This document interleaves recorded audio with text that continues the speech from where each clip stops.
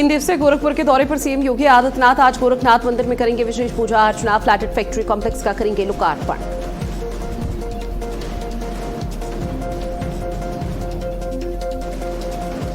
कर्नाटक में आज नई सरकार का शपथ ग्रहण समारोह। डीके शिव कुमार आज लेंगे मुख्यमंत्री पद और गोपनीयता की शपथ। शाम 4 बजे शपथ ग्रहण समारोह का आयोजन।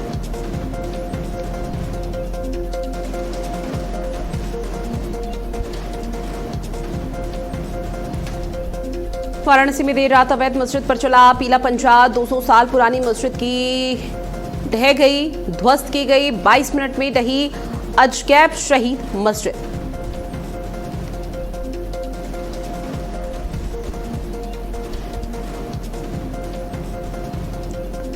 पंद्रह राज्यों में आज भारी बारिश और आंधी का अलर्ट हुआ जारी। यूपी बिहार समेत कई राज्यों में तूफान की चेतावनी। 80 से 90 किलोमीटर प्रति घंटे की रफ्तार से चल सकती है तेज हवाएं।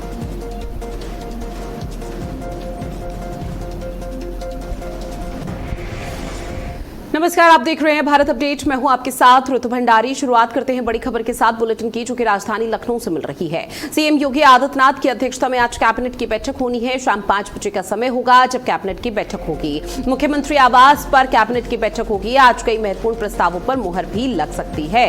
तो बड़ी खबर आप तक साझा कर रहे हैं। आज सीएम योगी आदित्यनाथ की अध्यक्षता में कैबिनेट की बैठक होने जा रही है और ये बैठक कई मायनों में महत्वपूर्ण हो जाती है। इसके साथ ही आपको बता दें कि सीएम योगी आदित्यनाथ की अध्यक्षता में कैबिनेट की बैठक होगी उसमें कई अहम प्रस्ताव यानी कि दर्जन भर प्रस्ताव अलग अलग विभागों से जुड़े हुए रखे जाएंगे। पटल पर गहनता से विचार विमर्श का सिलसिला देखने को मिलेगा और उसके बाद अंतिम मुहर सीएम योगी आदित्यनाथ की तरफ से लगाई जाएगी। तो शाम 5 बजे का समय जब कैबिनेट बैठक की शुरुआत हो जाएगी, तमाम दिग्गज इस दौरान उपस्थित रहेंगे और ये बैठक बेहद महत्वपूर्ण कई मायनों में मानी जा रही है, जहां बैठक में कई अहम प्रस्तावों पर मुहर लगती हुई आज नजर आएगी। तो बड़ी खबर, जहां सीएम योगी आदित्यनाथ इस बैठक का नेतृत्व करेंगे, जहां योगी आदित्यनाथ की अध्यक्षता में कैबिनेट की बैठक होनी है और इसके साथ ही तमाम जो दिग्गज है, मंत्रीगण है, वो इस दौरान बैठक में मौजूद रहेंगे। अपने अपने विभाग से जुड़े हुए जो प्रस्ताव है उनको पटल पर रखा जाएगा और उसके साथ ही गहनता से विचार विमर्श का सिलसिला देखने को मिलेगा।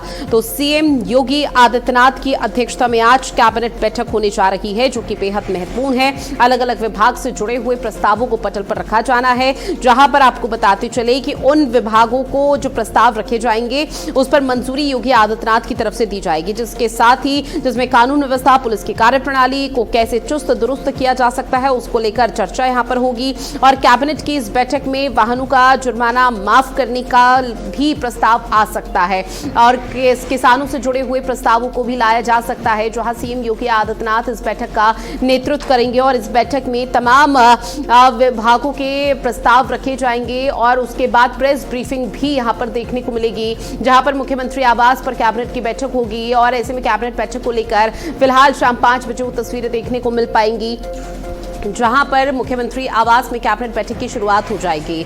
कई ऐसे बड़े प्रस्ताव जो पटल पर रखे जाएंगे, जिसको लेकर गहनता से विचार विमर्श किया जाएगा, मंथन का सिलसिला देखने को मिलेगा और इस दौरान सीएम योगी आदित्यनाथ की अध्यक्षता में कैबिनेट बैठक जो होगी उसमें अंतिम मुहर लग जाएगी। इसमें वाहनों का जुर्माना माफ किया जा सकता है, क्योंकि परिवहन विभाग से जुड़ा हुआ एक बड़ा फैसला जिसको लेकर लंबे समय से चर्चा हो रही थी कि जिन गाड़ियों पर सालों से टैक्स जमा न करने के कारण भारी जुर्माना लग गया था, सरकार ने उस पर लगे 100% जुर्माने को माफ कर दिया है और केवल मूल टैक्स जमा करने की राहत दी है। इसलिए माना जा रहा है और बहुत ज्यादा संभावनाएं बढ़ जाती है कि शायद इस पर भी चर्चा किसी तरह से की जा सकती है। साथ ही सरकारी वकीलों की फीस में बढ़ोतरी, क्योंकि हाल फिलहाल में सरकारी वकीलों की तरफ से, अधिवक्ताओं की तरफ से जोरदार तरीके से प्रदर्शन किया गया था सड़कों पर उतरकर। इसलिए कहा जा रहा है कि शायद इस बार किसी तरह का प्रस्ताव इससे जुड़ा हुआ भी लाया जा सकता है, जहां न्याय व्यवस्था को कैसे मजबूत किया जा सकता है। कैबिनेट में सरकारी वकीलों की फीस और रिटेनरशिप बढ़ाने के प्रस्ताव को मंजूरी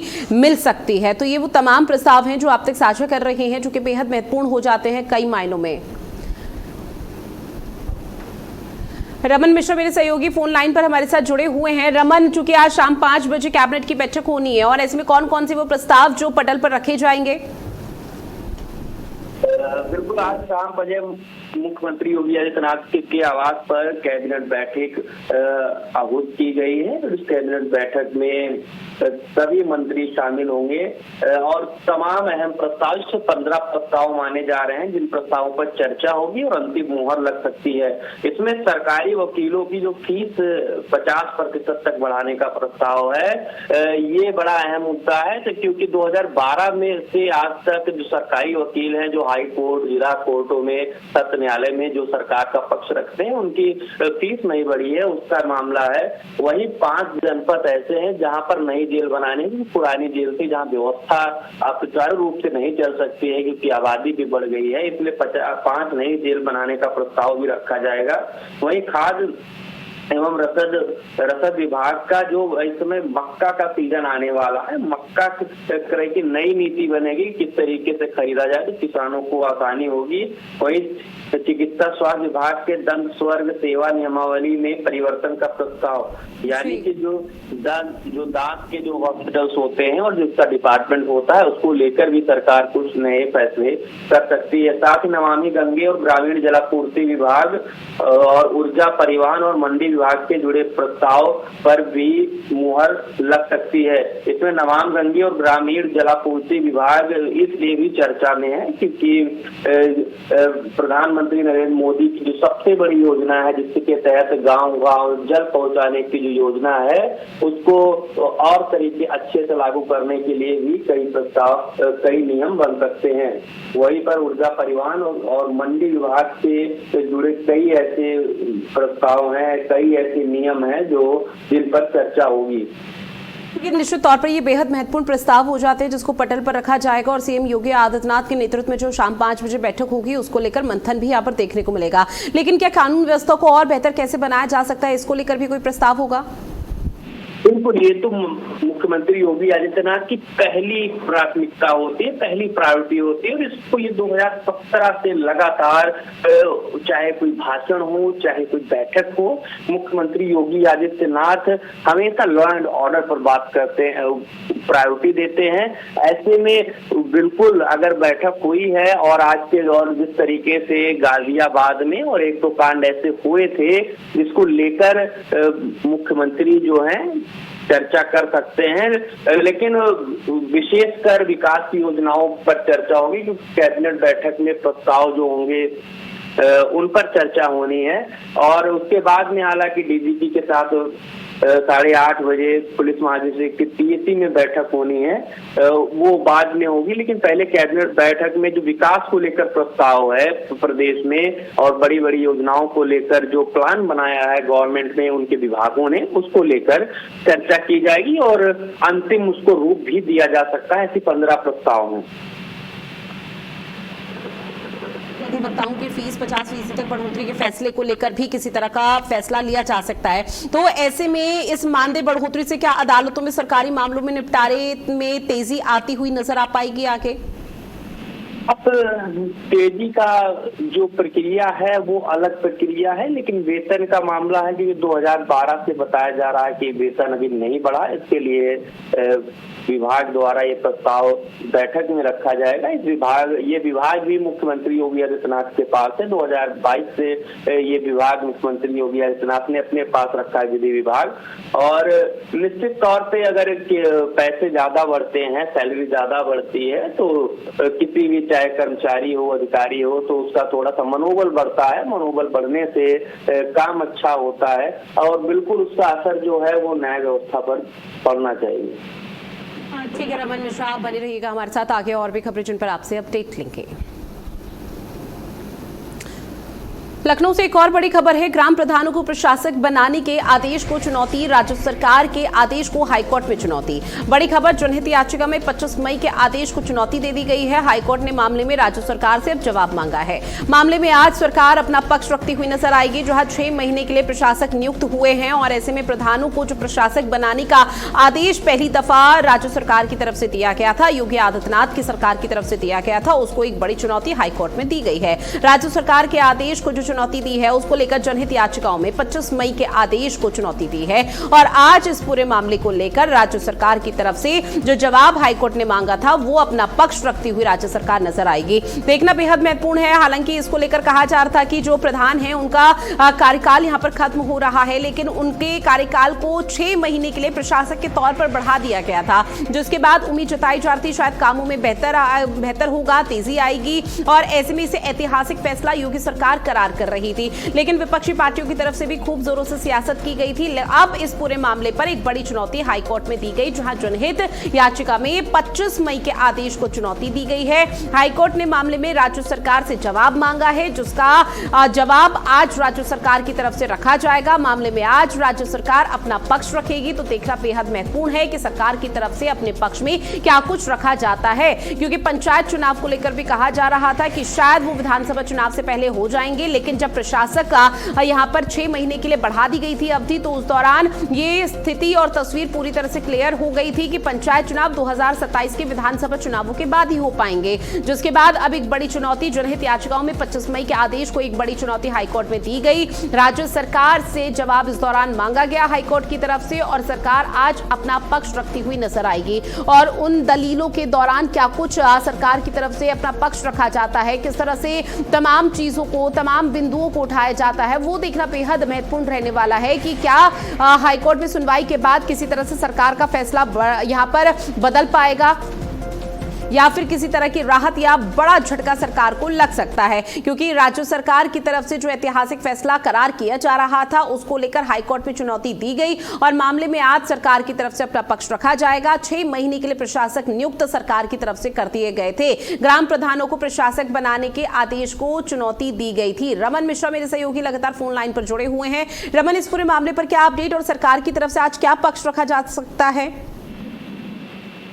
बिल्कुल, जो पंचायत चुनाव कराने का जो मामला था पिछले 6-7 महीने से सबसे चर्चित मामला रहा है, क्योंकि लगातार सरकार की तरफ से, पंचायती राज विभाग की तरफ से कहा जा रहा था कि चुनाव समय पर होंगे, लेकिन इस बार जब 26 तारीख को कार्यकाल पूरा होना था 57,000 लगभग 57,000 ग्राम प्रधानों का, उससे पहले सरकार ने एक ऐतिहासिक फैसला सुनाते हुए, जो कि आज तक नहीं फैसला किया गया था, प्रधानों को प्रशासक बना दिया था। इससे पहले की जो व्यवस्था थी उसमें एलडीओ पंचायत ग्राम सभा का प्रस्तावक बना था अगर आगे बढ़ाए जाते थे। और इसी लेके हालांकि इस फैसले से सरकार के जो ग्राम प्रधान हैं उनमें खुशी की लहर है, क्योंकि सरकार ने ये मानते हुए लहर है, लेकिन जो तैयारी कर रहे थे ग्राम प्रधानी की, ग्राम पंचायतों में अपनी दावेदारी कर रहे थे 7-8-9 महीने से, उनके टेंशन बढ़ गई है और ऐसे तमाम लोग जो है वो परेशान है। उसी में से एक व्यक्ति ओम प्रकाश प्रजापति हैं, जिन्होंने एक जनहित याचिका दाखिल की थी और जज शेखर बी सराफ और अवधेश कुमार चौधरी की खंडपीठ इस मामले की सुनवाई आज करेगी। अब इसमें सरकार से पक्ष मांगा गया है। आज सरकार क्या पक्ष रखेगी ये देखना बड़ा रोमांचक होने वाला है। हालांकि सरकार का दावा है कि सरकारी योजनाओं का जो क्रियान्वयन अच्छे से ग्राम प्रधान कर सकता है, जबकि अगर प्रशासक बनाया जाता है किसी अधिकारी को, तो अधिकारी उतनी अच्छी तरीके से ग्राम सभा में विकास का कार्यान्वयन नहीं कर सकता। देखिए, राज्य सरकार की तरफ से जब ये फैसला 25 मई को लिया गया था तो इसे ऐतिहासिक करार किया जा था, लेकिन जो चुनौती का आधार हाईकोर्ट में रखा गया वो ये था कि याचिका में सवाल भी उठाया गया कि निर्वाचित कार्यकाल खत्म होने के बाद उन्हीं प्रधानों को प्रशासक के रूप में काम जारी रखने की अनुमति देना कानूनी रूप से कितना सही है। तो सरकार की तरफ से क्या जवाब तैयार किया जा सकता है इस पर? अब सरकार की तरफ से यही जवाब, क्योंकि सरकार का एक पैनल है वकीलों का, सरकार ने अगर ये फैसला लिया है तो किसी न किसी क्लॉज को देखते हुए, सरकारी वकीलों की सलाह लेते हुए, क्योंकि आज तक तो ग्राम प्रधानों को प्रशासक नहीं बनाया गया था, लेकिन अगर उत्तर प्रदेश में नहीं बनाया गया था तो, लेकिन बनाया गया है तो कहीं ना कहीं विधि का जो उन्होंने सलाह लेकर ही बनाया गया होगा और उस चीज को सरकार रखेगी। सरकार का पहले दिन से ये फैसला लेने की बात मानना है कि ग्राम पंचायतों का अच्छे से विकास हो, इसलिए ये फैसला लिया गया है। ज्यादा कंपटीशन ना हो, क्योंकि प्रशासक रखने से वहां पे एक नई व्यवस्था लागू हो जाती है जिससे कि विकास में बाधा पैदा होती है। ये सारे पक्ष सरकार रख सकती है। हालांकि जो ओम प्रकाश जो की याचिका करता है और वो पंचायत राज अधिनियम की धारा 12(3) के अनुसार उनका कहना है कि ग्राम प्रधान शपथ लेने के 5 साल बाद आगे वो रिपीट नहीं कर सकता है, और जो ये फैसला है वो गैर कानूनी है। इस फैसले को वापस लेना चाहिए। लेकिन सरकार इस फैसले पर आज क्या स्टैंड लेती है, क्या पक्ष रखती है, ये देखना बहुत दिलचस्प है। वहीं ग्राम प्रधान के जो संगठन हैं वो भी खुश हैं और उनका कहना है कि सरकार ने जो फैसला लिया है उससे जो पंचायतों का विकास होगा और रुकेगा नहीं। और देखिए, उत्तर प्रदेश के इतिहास में ऐसा पहली बार हुआ था जब किसी सरकार ने इस तरह का बड़ा फैसला लिया जिसे वो लगातार ऐतिहासिक करार दे रही थी। लेकिन अब इस फैसले के बाद और हाईकोर्ट में सुनवाई के बाद क्या लग पा रहा है, क्या ऐसी खबरें फिलहाल सामने आ सकती हैं कि जिससे राज्य सरकार को राहत या फिर झटका साबित हो? अब देखिए, मामला हाई कोर्ट का है। अब क्या फैसला आ सकता है कि कोर्ट में ने अगर PIL अगर एक्सेप्ट की है तो कोर्ट गंभीर है, और लेकिन सरकार ने भी सलाह लेकर ये फैसला लागू किया होगा और ये आदेश जारी किया है।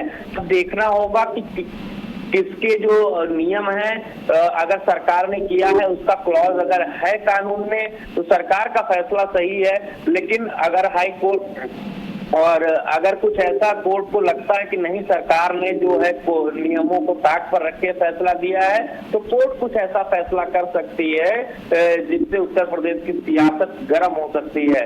लेकिन अब वो क्लियर तभी होगा जब कोर्ट में सुनवाई होगी। उस सुनवाई में सरकार की तरफ से अपना क्या पक्ष रखा जाता है, और जो जिसने PIL दाखिल की है उसके जो वकील हैं अमरेंद्र नाथ त्रिपाठी, वो क्या पक्ष रखते हैं, उसके बाद में तय होगा कि आखिर फैसला क्या होगा या फिर टिप्पणी क्या होगी हाई कोर्ट की। ठीक है, रमन मिश्रा, जानकारी साझा की है उसके लिए आपका बहुत शुक्रिया। अब बात करते हैं वाराणसी से मिल रही बड़ी खबर की। देर रात अवैध मस्जिद पर प्रशासन का पीला पंजा चला है। 200 साल पुरानी जो मस्जिद थी उसे ध्वस्त कर दिया गया। 22 मिनट में ढही अजगैब शहीद मस्जिद, जहां 22 मिनट में 42 फीट ऊंचा ढांचा पूरी तरह से जमींदोज हो गया। आपको बता दें कि रेलवे मॉडल स्टेशन परियोजना को लेकर बड़ी कार्रवाई की गई है। भारी पुलिस बल फिलहाल मौजूद नजर आई है, जहां भारी पुलिस बल की उपस्थिति में ये बुलडोजर चला। रात में ही मलबा हटाकर क्षेत्र खाली करा दिया गया है। तो वाराणसी से बड़ी खबर, जहां आपको बता दें कि देर रात बुलडोजर चला है और रेलवे मॉडल स्टेशन परियोजना को लेकर यह बड़ी कार्रवाई की गई है, जहां पर अब आने वाले समय में किसी तरह का विरोध ना किया जाए उसको लेकर भी यहां पर तैयारी की जा रही थी और भारी पुलिस बल यहां पर तैनात रहा है। जो 22 के आसपास ऊंचा था वो अब पूरी तरह से जमींदोज हो चुका है। हालांकि पहले नोटिस चस्पा कर दिया गया था और 200 साल पुरानी ये मस्जिद बताई जा रही है जिसे ध्वस्त कर दिया गया। कोई नकारात्मक तस्वीर ना देखने को मिल पाए या फिर किसी भी तरह की अव्यवस्था ना सामने आए, उसको लेकर प्रशासनिक अमले ने पुरजोर तैयारी की थी और 22 मिनट में 42 फीट ऊंचा ढांचा जमींदोज कर दिया गया प्रशासन की तरफ से, जिसके बाद मलबे को हटाने का भी काम किया गया। रेलवे मॉडल स्टेशन परियोजना को भी यहां पर आगे बढ़ाया, जहां भारी पुलिस बल की मौजूदगी में ये बुलडोजर चला है ताकि किसी भी तरह की कोई हिला हवाली की तस्वीरें ना देखने को मिल पाए। आपको बताते चले कि वाराणसी में आधी रात करीब 12 बजे प्रशासन ने 200 साल पुरानी अजगैब शहीद मस्जिद को ढहा दिया। ये मस्जिद राजघाट में स्थित थी, जहां यहां पर नया मॉडल स्टेशन बनाया जाना है और उत्तर प्रदेश को उत्तम प्रदेश की दिशा में कैसे बढ़ाया जा सकता है उसमें एक बहुत बड़ा रोल मॉडल ही साबित होने जा रहा है। करीब 42 फीट ऊंची मस्जिद को ढहा दिया गया है। इस दौरान पुलिस और PAC के करीब 1000 जवान तैनात रहे। कोई भी अव्यवस्था होती है तो उस आउट ऑफ कंट्रोल वाली सिचुएशन को कैसे कंट्रोल किया जा सकता है उसको लेकर बहुत बड़ी ये पहल की गई और ये तस्वीरें देर रात की आपको दिखा रहे हैं, जहां रात में ही प्रशासन का ये पीला पंजा चला और मलबा हटाकर क्षेत्र को पूरी तरह से खाली करा दिया गया है। लोगों की तरफ से किसी भी तरह से नाराजगी आक्रोश ना दर्ज किया जाए उसको लेकर भी विशेष तैयारी यहां पर की गई थी। बैरिकेडिंग भी कई जगह पर लगाए गए थे और ऐसे में लोगों को पहले समझाया बुझाया गया था कि जब मस्जिद को ढहाया जाएगा तो किसी भी तरह का हो हल्ला नहीं होना चाहिए और उसी को लेकर ये तस्वीरें लगातार देखने को मिल रही है, जहां प्रशासन की तरफ से स्टेटमेंट जारी किया गया है कि आगे भी इस तरह की कार्रवाई जारी रहेगी। निरंतर और लगातार लोगों से अपील की जा रही है कि अगर अवैध तरीके से चाहे इमारत हो, मकान हो या फिर मंदिर मस्जिद कुछ भी हो, उनको उस जगह से हटा लें, क्योंकि अवैध तरीके पर अगर यहाँ पर किसी भी तरह से अतिक्रमण किया हुआ है तो वो बर्दाश्त प्रशासनिक अमले की तरफ से नहीं किया जाएगा, जिसके चलते ये बड़ा फैसला लिया गया। जहां देर रात अवैध मस्जिद पर प्रशासन का पीला पंजा चला, 200 साल पुरानी मस्जिद ध्वस्त कर दी गई है। प्रवीण चौबे मेरे सहयोगी हमारे साथ फोन लाइन पर जुड़े हुए हैं। प्रवीण, इस पूरे मामले को लेकर क्या जानकारी, क्या कोई नकारात्मक तस्वीरें भी देखने को मिली जब प्रशासन का पीला पंजा चला? जी बिल्कुल, अगर देखा जाए तो किसी भी प्रकार की नकारात्मक नहीं देखा गया, न किसी प्रकार का विरोध, क्योंकि प्रशासन ने पहले ही सभी को सूचित कर दिया था। ये जो काशी स्टेशन है, चूंकि वाराणसी में जो है ये बहुत पुराना स्टेशन था, अब उसको विस्तारीकरण किया जाता है। जो काशी जो पुरातन नगरी है उसके नाम पर ये स्टेशन है और ये राजघाट पुल के पास ही स्थित है। अब वहीं पर जो 6 लेन का प्रस्तावित जो है फ्लाईओवर है, जो सिग्नेचर ब्रिज है, वो भी रास्ता वहीं से गुजरेगा। तो कहीं ना कहीं देखा जाए तो जो काशी का नया मॉडल है, जैसा कि प्रधानमंत्री और मुख्यमंत्री लगातार कहते आ रहे हैं, प्रधानमंत्री ने हजारों करोड़ों की जो योजनाओं का 63 करोड़ योजनाओं का जो शिलान्यास किया था, उसमें ये योजना भी थी जिसमें काशी स्टेशन का विस्तारीकरण था, जिसको लेकर अब कवायद शुरू हो गई है। चूंकि स्टेशन का काम प्रारंभ हो गया है, उसके जद में आई ये मस्जिद है। कहा जाए तो ये 200 वर्ष पुरानी मस्जिद थी, अजगैब शहीद मस्जिद थी, जहाँ की मुस्लिम समुदाय के लोग अपनी जो है नमाज अदा करते थे। लेकिन कहीं न कहीं देखा जाए तो प्रशासन ने सभी को समझाया था और रात में इसलिए तोड़ा गया क्योंकि मलबा अभी तुरंत हटा दिया जाए ताकि विस्तारीकरण का काम शुरू हो सके। लेकिन किसी प्रकार का विरोध नहीं देखने को मिला। लेकिन भारी पुलिस बल की तैनाती है, पुलिस चौपीएसी के 1000 से ऊपर के जवान तैनात थे यहाँ पर। लोगों की तरफ से कहा जा रहा है कि ये पूरा मामला अभी कोर्ट में लंबित है, तो ऐसे में देर रात में प्रशासन ने इस तरह का बुलडोजर चलाया है, क्या उसको लेकर कोई भी प्रतिक्रिया सामने आ पाई? जी बिल्कुल, अभी इस प्रकार की कोई प्रतिक्रिया नहीं आई है प्रशासन के सामने। लेकिन अगर देखा जाए तो ये मस्जिद जो है विस्तारीकरण के और विकास की एक बाधा बन रही थी, क्योंकि काशी स्टेशन जो है, क्योंकि बनारस अब ऐसा स्टेशन हो गया है, अगर देखा जाए तो वाराणसी बनारस दो ऐसे स्टेशन है जहाँ की क्राउड ज्यादा होता है, सैलानियों का आना जाना। अब आप गर्मी के तपिश इतनी हो रही है, उसके बावजूद भी सैलानियों का आवागमन इतना ज्यादा है कि उसको रोकने के लिए कि ताकि काशी स्टेशन पर ही उतरकर लोग गंगा घाटों की तरफ जा सके, उस सुविधा को देखते हुए सरकार ने यह फैसला लिया था कि काशी स्टेशन का विस्तारीकरण किया ताकि पर्यटन को बढ़ावा मिल सके और लोगों को सुविधाजनक सुविधाएं मिल सके। उसी को लेकर यह कवायद की गई थी, जिसके परिणाम स्वरूप ये देखने को मिला है कि जद में ये आई मस्जिद को प्रशासन ने रात 12 बजे गिरा दिया है। ठीक है प्रवीण चौबे, जानकारी आपने साझा की है उसके लिए आपका बहुत शुक्रिया। अब बात करते हैं मौसम को लेकर, जहां राज्य में आज भारी बारिश और आंधी का अलर्ट जारी है। उत्तर प्रदेश, बिहार समेत कई राज्यों में तूफान की चेतावनी है। 80 से 90 किलोमीटर प्रति घंटे की रफ्तार से तेज हवाएं चल सकती हैं। मौसम विभाग ने लोगों को सतर्क रहने की सलाह भी दी है। तो बड़ी खबर, जहां आपको बता दें कि 15 राज्यों के लिए अलर्ट मौसम विभाग की तरफ से जारी कर दिया गया है। उत्तर प्रदेश, मध्य प्रदेश, राजस्थान और उत्तर भारत को लेकर भी विशेष तैयारी यहाँ पर प्रशासन की तरफ से की जा रही है, ताकि आंधी, बारिश, तूफान अगर आए तो कैसे कोई जान माल का नुकसान ना होने पाए, उसको लेकर क्या कुछ व्यवस्था की जा सकती है। 80 से 90 किलोमीटर प्रति घंटे की रफ्तार से तेज हवाएं चल सकती है। जहां मौसम विभाग ने लोगों से अपील की है कि घरों के अंदर ही रहे, घरों से बाहर ना निकले, सतर्क रहे और ऐसे में अपने साथ साथ दूसरों का भी ख्याल जरूर रखें, क्योंकि 15 राज्य ऐसे हैं जहां पर भारी बारिश, आंधी का अलर्ट जारी किया गया है, जिसमें उत्तर प्रदेश, बिहार समेत कई राज्य हैं जहां पर तूफान की चेतावनी मौसम विभाग की तरफ से दी गई है। 80 से 90 किलोमीटर प्रति घंटे की रफ्तार से तेज हवाएं चल सकती हैं। उत्तराखंड, देवभूमि या फिर पहाड़ी इलाकों का हम जिक्र करें तो वहां लगातार मौसम अनुकूल बना हुआ है और ऐसे में लगातार मौसम जो बिगड़ा हुआ है उसको लेकर उसका सीधा असर उत्तर भारत में देखने को मिल रहा है और इसका कारण वेस्टर्न डिस्टर्बेंस यानी कि पश्चिमी विक्षोभ बताया जा रहा है, जिसकी वजह से मौसम विभाग ने एक बार फिर से अलर्ट जारी कर दिया गया है। प्रिया तिवारी फोन लाइन पर मेरी सहयोगी जुड़ी हुई है। प्रिया, मौसम को लेकर क्या अपडेट आपके पास?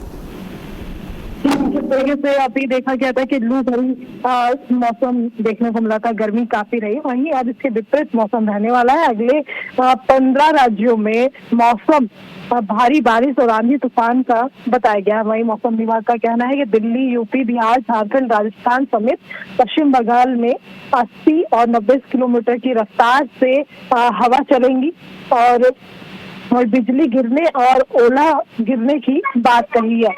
वहीं केरल और तमिलनाडु में 4 जून के आसपास मानसून एंट्री लेने की संभावना है और 50 घंटे की रफ्तार से मौसम में बदलाव आएगा। प्रिया, क्या इन सब की वजह या मौसम में जो परिवर्तन देखने को मिल रहा है उसकी वजह क्या पश्चिमी विक्षोभ ही बताया जा रहा है? जी बिल्कुल, इससे अभी जो ये वजह है पश्चिमी विक्षोभ बताया जा रहा है और आने वाले दिनों में मौसम बदला हुआ नजर आएगा और आंधी तूफान भरा ये मौसम रहने वाला है। बिजली गिरने की भी बात कही गई है। क्योंकि देखिए पहाड़ी इलाकों का अगर हम जिक्र करें तो वहां लगातार कभी बारिश हो रही है, कभी आंधी तूफान है, जिसका सीधा असर उत्तर भारत में भी देखने को मिल रहा है। तो उत्तर भारत के लोगों के लिए किस तरह की विशेष एडवाइजरी भी प्रशासन की तरफ से जारी की जा रही है? जी, जिस तरीके से पहाड़ी इलाकों में बारिश और आंधी तूफान जैसा मौसम बना हुआ, वहीं अभी पश्चिमी यूपी से कहे कि बारिश का जो मौसम है वो लोगों के लिए चेतावनी बना हुआ है और मौसम विभाग ने कहा है कि अब अलर्ट रहे और सेफ रहे और कोशिश करें जैसे कि बिजली और जब कड़कती है और मौसम जब खराब है उस दौरान बाहर ना निकले, सेफ जगह अपने घर के अंदर रहे, पेड़ों के नीचे से खड़े होने से बचे। ठीक है प्रिया, जानकारी साझा की है उसके लिए आपका बहुत शुक्रिया। और बुलेटिन में फिलहाल के लिए इतना ही। आप बने रहिएगा भारत अपडेट के साथ। नमस्कार।